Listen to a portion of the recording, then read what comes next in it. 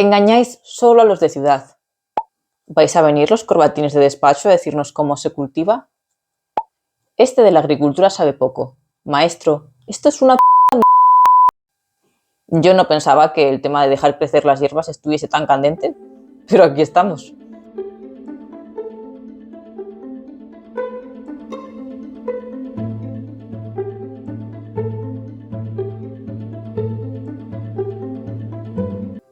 Hola a todos y bienvenidos a Naturaleza Vivida. Mi nombre es Lidia para quienes no me conocéis y para aquellos que sí, gracias por volver. En este canal me gusta subir contenido sobre autosuficiencia, sobre huerto, pero de vez en cuando también me gusta meterme en algún jardín. Así que vamos a ello. Estos son algunos de los comentarios que recibieron los compañeros de Tierra de Renacimiento cuando subieron este vídeo sobre su olivar. Hola, muy buenos días, soy Manuel de Tierra de Renacimiento. Hoy os voy a contar el gran secreto, uno de los grandes secretos de la agricultura ecológica. Como podéis ver, un olivar convencional que han caído tan solo 15 litros en Baeza y no es capaz de sujetar el agua de lluvia. ¿Por qué nuestro olivar, un año tras otro, es capaz de llevar más aceitunas? Anda, porque es que el agua de los vecinos se la bebe. Es capaz de que coja el agua que le cae de lluvia, suya propia, y el agua de los vecinos. ¿O dónde están aquí los charcos? ¿Dónde está el agua que se va de lluvia? No se va. Esto es una esponja. Nuestra cubierta vegetal retiene el agua cuando llueve, un olivar de secano. Ahí es donde vemos la gran diferencia de un olivar convencional a un olivar ecológico. Un saludo desde Tierra de Renacimiento. El vídeo que habéis visto es un ejemplo de cubierta vegetal entre cultivo leñoso, en ese caso olivos, que en agricultura ecológica lleva ya un tiempo haciéndose, pero que se puso especialmente de moda, por así decirlo, cuando en el 1 de enero de 2023 entró en vigor la PAC, que empezó a subvencionar las cubiertas vegetales, tanto inertes, es decir, pues con restos de poda, cáscara de almendras, este tipo de materiales, o cubiertas vegetales vivas que pueden ser o sembradas o la que nace espontáneamente entre los árboles. No es casualidad que las cubiertas vegetales aparezcan en diferentes tipos de agricultura y que ahora se estén promoviendo porque tienen bastantes beneficios. Pero es algo que nos resulta muy contraintuitivo porque el arado y la eliminación de las hierbas circundantes a los cultivos es algo que se lleva haciendo desde la prehistoria para aumentar la producción de la agricultura. Por eso muchas veces cuando se propone la instalación de una cubierta vegetal hay ciertas reticencias porque se piensa que va a generar una competición con el cultivo, porque se piensa que el arado y la eliminación de esta capa superficial y remover la tierra es algo necesario y cuyos beneficios no se pueden obtener de otra forma. Pero para realmente entender el objetivo de la cubierta vegetal hay que mirar de una forma más amplia al cultivo como parte de un ecosistema. La cubierta vegetal lo que pretende es mejorar el suelo como un todo y de ahí ya sí repercutir unos beneficios al cultivo. Para entenderlo quiero hacer ahora un pequeño inciso para hablar de una parte tan importante de los cultivos como es el suelo. Primero tendríamos una roca madre que vendría a ser la roca desnuda. Esta roca poco a poco se va degradando por la acción tanto de seres vivos como son los líquenes como del clima, pues por el agua, por la erosión, por el viento. Poco a poco se va desmenuzando y se va haciendo pues un poco más polvillo, por así decirlo. Además, esos seres vivos que la van colonizando poco a poco generan capa tras capa de materia orgánica. Y cuanta más materia orgánica y más desmenuzada esté la roca madre, más seres vivos pueden ir introduciéndose. Empiezan con los líquenes, luego las plantas herbáceas, los matorrales y finalmente los árboles. A estas etapas de diferentes especies que van una tras otra se le denomina una sucesión ecológica. Las etapas finales de una sucesión ecológica se denominan un ecosistema clímax, que vendría a ser el final más autosuficiente y complejo que puede dar esa zona con esas características concretas. Sería un ecosistema totalmente estable con un montón de especializaciones entre especies que trabajan unas con otras. Uno de los ejemplos más comunes son los bosques de hoja caduca, en el cual el aporte orgánico lo realizan tanto pues, los animales con sus deposiciones como las propias plantas al dejar caer las hojas, al morirse, y luego todos los microorganismos que se dedican a degradar esa materia orgánica e incorporarla al suelo son los que van aireando y mejorando el suelo poco a poco. Una de las grandes diferencias entre el cultivo y este tipo de ecosistemas es que es un sistema, dentro de lo posible, es un sistema cerrado. Es decir, que toda la materia orgánica se va reciclando para seguir manteniendo el propio ecosistema. Sin embargo, cuando tenemos un cultivo, esa materia orgánica va al cultivo que nosotros cosechamos y nos llevamos del ecosistema, por lo que tendremos que aportar materia orgánica de una fuente externa, bien puede ser con los fertilizantes químicos, con compost, de alguna manera. Como mencionaba, un ecosistema clímax necesita de todas las especies que están dentro. Sin embargo, no a todas las especies les gusta el ecosistema clímax. A algunas prefieren las etapas iniciales de la sucesión ecológica. Estas especies encuentran su lugar tras algún tipo de perturbación, pues un corrimiento de tierra, un incendio, en el cual se elimina el ecosistema clímax y ellas empiezan a colonizar esa zona desde cero. Si queréis saber más sobre los ecosistemas clímax y el tipo de suelo que llevan asociados, os recomiendo mucho. Un momento.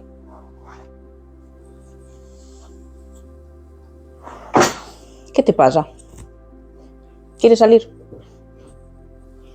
Seguiremos el vídeo con un invitado porque está inquieto y quiere que lo cojan en brazos y si no, no va a dejar de hacer ruido. Así que, si queréis saber más sobre los ecosistemas clímax y su tipo de suelos, os recomiendo mucho un vídeo de Huerto Slow que os lo dejaré por la descripción, pero antes, terminad de ver mi vídeo. Entonces, cuando tenemos un ecosistema de este tipo ya establecido, lo que hacían los antiguos era labrarlo para eliminar toda la vegetación que había allí, generar una perturbación artificial y entonces colonizarlo con las plantas que a ellos les interesaban, para poder reiniciar la sucesión ecológica plantando lo que a ti te interesa, lo que tú quieres que crezca en esa zona.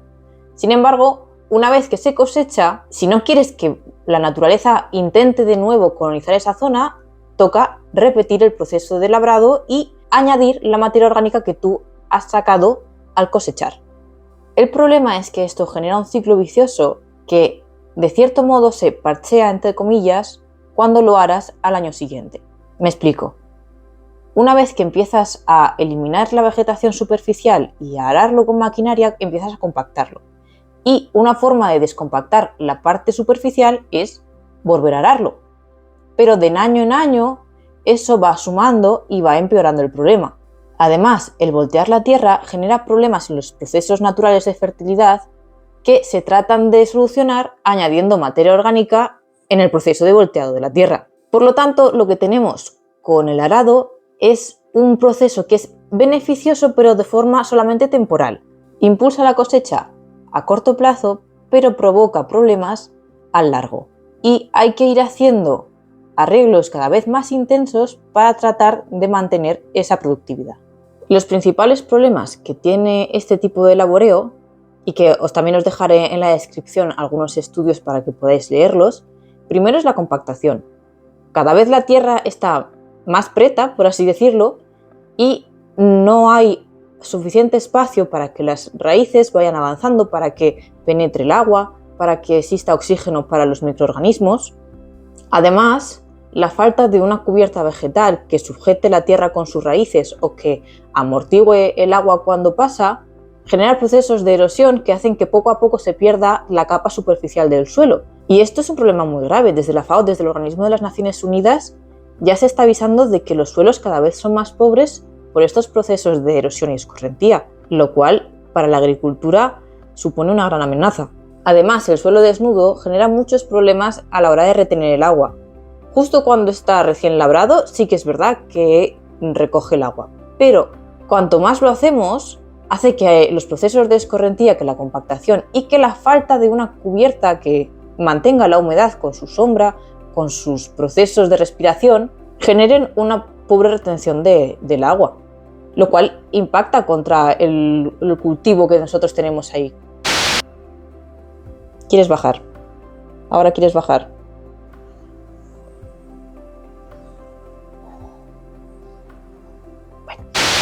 Además, el paso de maquinaria puede generar daños a las raíces superficiales de los cultivos. Y por último, el remover la tierra expone a microorganismos y hongos que estaban en capas más inferiores y que necesitan de esas características de falta de luz, de falta de aire, los ponen en la parte de arriba. Y a los que estaban arriba los ponen en la parte de abajo, donde no están acostumbrados a vivir y muchos de ellos mueren y son una parte muy necesaria a la hora de degradar la materia orgánica y de ponerla a disposición de las diferentes plantas que tenemos allí. Pero labrar se ha hecho toda la vida. Sí y no. Sí, pero vemos que tiene unos resultados ahora que se pagan luego. Y esto no es un problema solo actual. La degradación de los suelos lleva siendo un problema muchos años. De hecho, si el siglo pasado no se hubiese inventado la sintetización de amoníaco a partir del nitrógeno del aire, los suelos que tenemos ahora y su fertilidad estarían en la ruina. Pero hemos inventado diferentes tipos de tecnología que más o menos van manteniendo la capacidad de cultivar. Por eso es importante seguir renovando estas cosas. Y no en el sentido de que la maquinaria que se emplea ahora para trabajar el campo no son los arados manuales ni la tracción animal que se empleaban antes, que sí, son mucho más eficientes, pero también pesan mucho más y compactan mucho más el suelo.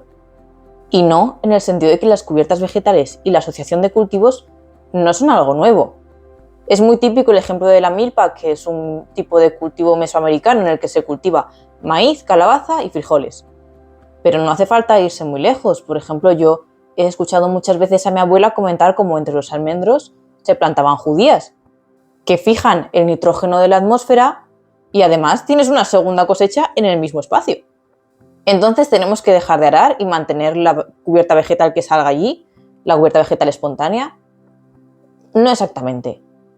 Arar es una herramienta que se tiene que emplear cuando es necesaria. Se emplea cuando hay que hacer algún tipo de arreglo al suelo porque está degradado, porque su estructura no es la ideal para cultivar. Ahí puede ser beneficioso, pero no se debe hacer por defecto. Hay que hacer un estudio del suelo y ver si es necesario o no. Y no se debe hacer todos los años, se debe hacer solo para ese tipo de enmiendas. Y además, las cubiertas vegetales requieren generalmente algún tipo de manejo. No es simplemente dejar que crezca lo que sea, porque al final es un cultivo y hay que priorizar de cierta forma la producción que tiene ese cultivo, siempre y cuando que no estemos hipotecando esos resultados en un futuro. ¿Y cuál es la alternativa que se propone en los cultivos leñosos?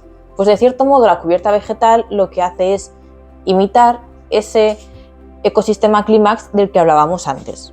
Y para ver los beneficios que puede tener una cubierta vegetal, quiero que veamos este vídeo de Rodi Rodríguez, que me parece que lo expone de forma espectacular.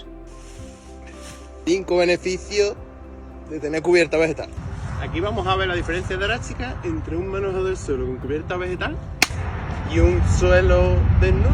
Primero, protección frente a la erosión y mayor infiltración del agua de lluvia. Ten en cuenta que el agua cuando cae hace un montón de fuerza y si no tenemos esta protección va a arrastrar la capa más fértil, que es la capa de arriba, que es donde está la mayor parte de la materia orgánica. Segundo, aumento de la fertilidad por la mayor cantidad de materia orgánica, aumento de la vida y la microbiología del suelo. Tercero, aumento de la biodiversidad, aumento de la vida en general en el olivar. Cuarto, aumenta la humedad del suelo y lo protege de las altas temperaturas. Quinto, control de insectos perjudiciales para el olivar. Quiero desgranar un poquito más los puntos que él expone en el vídeo. Lo primero, la protección contra la erosión y la mayor infiltración. La cubierta vegetal, aparte de amortiguar las caídas de las gotas de agua, que también de forma natural compactan el suelo, evita toda la escorrentía superficial que va arrastrando con esos ríos de agua la parte de arriba del suelo, que es la más interesante en torno a materia orgánica. Además, las propias raíces de las plantas que están allí sujetan la tierra para que la erosión no se la lleve. Respecto al aumento de la materia orgánica y la microbiología, a menudo a las cubiertas vegetales se les denomina abono verde, porque esa cubierta vegetal que luego en verano se siega o se seca, sobre todo en las zonas mediterráneas, se incorpora al suelo. Por lo tanto, toda esa materia orgánica que las plantas han estado generando vuelve al suelo de forma aumentada y favorece la proliferación de los microorganismos positivos que nos dan un suelo más sano. En el aumento de la biodiversidad tiene muchos frentes. Primero por las plantas, que es lo que más se ve, ¿no? Pero también por los polinizadores que llegan a nuestros árboles para dar el fruto que nos interesa, y también por la fauna auxiliar, que es todo este tipo de animales beneficiosos que puede ser o bien que favorezcan la salud del suelo o que controlen las plagas que afectan a nuestro cultivo, porque cuando tenemos una variedad de fauna en el ecosistema tiende a autorregularse y aparecen depredadores que mantienen a raya a otros seres que a nosotros igual no nos interesaría porque pueden dañar el cultivo. Y por último también menciona el aumento de la humedad, y no solamente porque la amortiguación de la caída del agua favorezca la infiltración, sino también porque generan una menor evaporación del agua del suelo porque hay más sombra y se establece una especie de microclima mucho menos agresivo con el cultivo. Y por último, me gustaría ver con vosotros este vídeo de Marc de Huerto Ecológico, que aunque repite algunos de los puntos que ya hemos visto en el anterior vídeo, también menciona unas cosas que me parecieron muy interesantes. ¡Hey! ¿Qué pasa, familia? Estamos otra vez aquí por el olivar y hoy os quería enseñar los 5 beneficios de tener cubierta vegetal en él. Lo primero de todo, en estos tiempos de sequía nos ayuda a retener la humedad. Como ya sabéis, con las restricciones que tenemos, la cubierta vegetal nos aguanta la humedad y es una maravilla. También sus raíces pivotantes, muchas de ellas, nos ayuda a descompactar el suelo y no tener la necesidad de labrar. También ahora en nuestros árboles frutales, que ya los olivos van a empezar a florecer en 2 semanas, un mes, lo que nos ayuda también es a tener un reservorio de insectos, mariquitas, abejas, bombus terrestris. Nos ayuda también, pues bueno, a que cuando esté la floración de toda nuestra cubierta vegetal, que en flores tenemos la borraja, el arisum, la malva, que son flores muy suculentas para las abejas, sobre todo la borraja, que les gusta bastante, se vayan a nuestros árboles y polinicen lo que nos interesa, nuestro fruto. También otra cosa de la que me gusta hablar es que retiene nos da bastante materia orgánica al suelo. ¿Cómo que nos da materia orgánica? Explícamelo un poco, Marc. Pues mira, lo que nos hace es cuando la hierba ya está muy alta, le pasamos la picadora del tractor. La picadora es una máquina que lo tritura todo y lo incorpora en el suelo. Y esto nos da abono en el suelo, que es una maravilla. Y después la cubierta vegetal, como se tritura con semillas, también pues bueno, nos da otra cubierta vegetal sucesiva. Así que a tope, familia. Si queréis tener árboles frutales, a tope con la cubierta vegetal. Lo primero es que tenemos que tener siempre en mente que la cubierta vegetal tiene que trabajar para nosotros. No solamente está mejorando el suelo para las generaciones futuras, sino que también tiene que cubrir algún tipo de rol que a nosotros nos interesa. Por ejemplo, bien atrayendo polinizadores, como mencionaba él, pero también puede ser enmendando el suelo a través de la fijación del nitrógeno. También puede ser descompactando el suelo, puede ser reduciendo la cantidad de plagas que afectan a nuestro cultivo. Es algo muy a tener en cuenta, sobre todo cuando la cubierta es sembrada, porque ponemos lo que nosotros queremos. Otro punto importante, aporta materia orgánica, no le está robando al cultivo. Pero como muchas cosas en agricultura ecológica o en agricultura regenerativa, no significa que sea ponerle y ya está, requiere cierto mantenimiento. Bien sea segarla, añadir compost, eliminar las plantas que no deseemos que aparezcan allí. Todo esto viene de lo que mencionábamos, de que no es un ecosistema cerrado y como nosotros queremos sacar una cosecha, pues tenemos que seguir dándole un mantenimiento. Y esto sería una pequeña introducción a las cubiertas vegetales tan polémicas. A ver, me gustaría terminar con una pequeña conclusión, que es que si bien las cubiertas vegetales son positivas para los árboles que cultivamos, son positivas para su producción, el objetivo fundamental de la cubierta para mí no es ese. El objetivo fundamental de la cubierta es mejorar el suelo para que las generaciones futuras puedan seguir disfrutando de él. Y las técnicas de laboreo también pueden ser beneficiosas, pero deben emplearse de forma puntual para tratar algo concreto, no como algo sistemático que se hace de forma casi rutinaria. La agricultura regenerativa propone equilibrar producción y sostenibilidad, porque si no, lo que estamos haciendo es hipotecar a las generaciones futuras. Y es verdad que el laboreo y la eliminación de las hierbas colindantes con el cultivo es algo que lleva haciéndose muchos años, pero se tiene que entender que la agricultura ya no es la que era y que además la tecnología va cambiando y conforme sabemos más tenemos que ir adaptando cosas que vayan a mejor. No solamente hacia la producción, sino ya con una visión más amplia de todo el ecosistema. Ahora mismo la productividad no es el mayor problema. 1/3 de los alimentos que ya se producen se desperdicia. Quizá deberíamos empezar a atajar eso en lugar de intentar que los suelos estén produciendo por encima de su capacidad para mantenerse de forma saludable durante los años venideros. Porque no podemos seguir exigiendo a nuestros suelos que produzcan al nivel al que lo están haciendo ahora, porque de aquí a un futuro no producirán nada. Espero que te haya gustado, muchas gracias por ver el vídeo hasta el final, deja un me gusta que ayuda mucho a mi canal y deja también un comentario diciendo qué te parecen las cubiertas vegetales o las técnicas de no laboreo. Me interesa mucho saber vuestra opinión al respecto. Y nos vemos en el próximo vídeo.